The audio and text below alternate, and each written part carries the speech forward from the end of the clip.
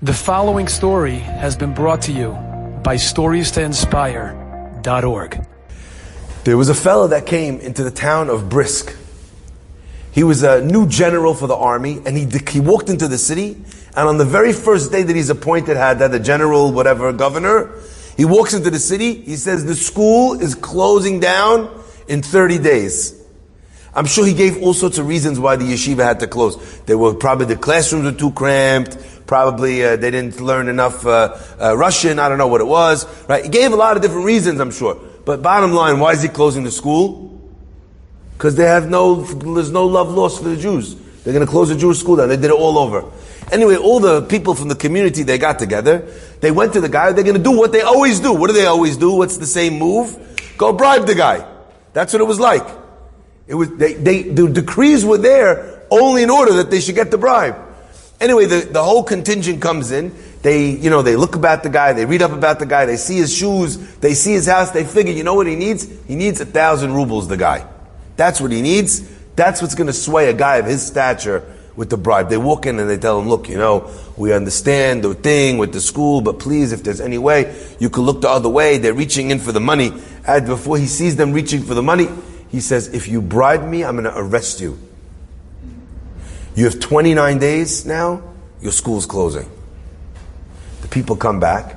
They'd never encountered this before in their town where the people couldn't be bribed. It was always, anti-Semitism was always about getting something in return. And that's how they operated. They ran to the rabbi. They said, Rabbi, we're not going to have a Jewish school. He says, leave it to me. He said, just tell me one thing. How much did he need to be bribed?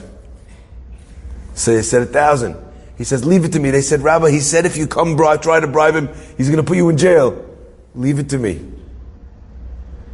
Next day, blazing hot day, sun high in the sky, midday, the rabbi comes, he knocks at the door. The general hears from his assistant, the rabbi of the Jews is here to see you, the Brisker Rav. He goes to the door. Who's sitting there at the door on this blazing hot day with the sun up at the top of the sky? Is the Brisker Rav, schwitzing, sweating like you can't believe. Sweat running down his face. He's wearing a big fur hat, fur coat, gloves, a scarf, galoshes. Okay? The hottest day of the year.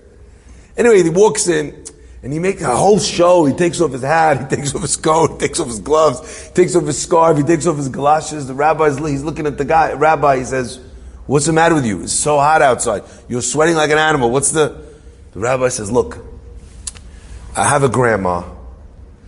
Whenever she tells me something, she's always right. And my grandma told me that today it's going to be pouring rain. There's going to be a storm.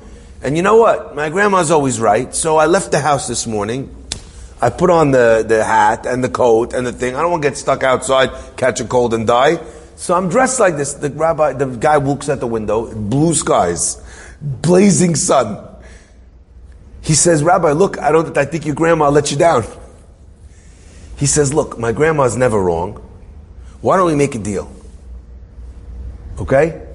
If my grandma's right, you pay me 10 rubles. If my grandma's wrong, I'll pay you 1,000 rubles. Hada looks at the sky. There's not a cloud in sight. It's 95 degrees. The rabbi's predicting a snowstorm, He says, okay, I'll take that bet. Anyway, he says, why'd you come to speak to me? He goes, look, the school, it's an important thing to us. The man says, listen, Rabbi, there's nothing, my hands are tied. The rabbi says, look, okay, I understand. Look, I felt like I had to come ask you. He goes out. End of the day, sun sets, of course, not a drop of rain. The rabbi comes back to the man, knocks on the door. As soon as it's nightfall, according to Rabbeinu Tam, the latest nighttime, he comes in, the guy opens the door, he hands him 1,000 rubles. The guy says to him, he says, you don't have to give me, Rabbi, it was a joke. It was blazing hot sun. He says, look, if it had rained, would you have given me the 10 rubles? You would have felt like a dib. You would have sent it to me, right? The guy says, yeah. He goes, okay. So he goes, so if you would have paid me the 10, I got to pay you the 1,000. He gives him 1,000 rubles. The guy puts it in his pocket. He puts it in his pocket. The rabbi says, and please, help us out with the school. The next day the decree is canceled. All it took was a clever way to get the money in his pocket. Once the money's in his pocket, it don't matter if it says bribe on the envelope, right? It don't matter. The whole mechanism of a bribe is that the person is favorable towards you because you gave him something. The guy tried to not take something. The rabbi was smart enough to figure out a way to give it to him without calling him that. You have someone in your family, in your life, that is cynical, that is a scoffer, that's not willing to listen. What do they need? They need love. They need acceptance. They need respect. But the problem, Maurice, is you go to the Litz and you go, oh, come here. What do? Figure out a way to give him a hug, to give him a love, to give him a loan, to give him a respect, and just write something else on the envelope.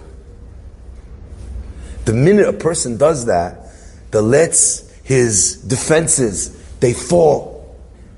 Al tochach letz pen yisnaeka. Don't bribe. Don't give him a tochach, a rebuke.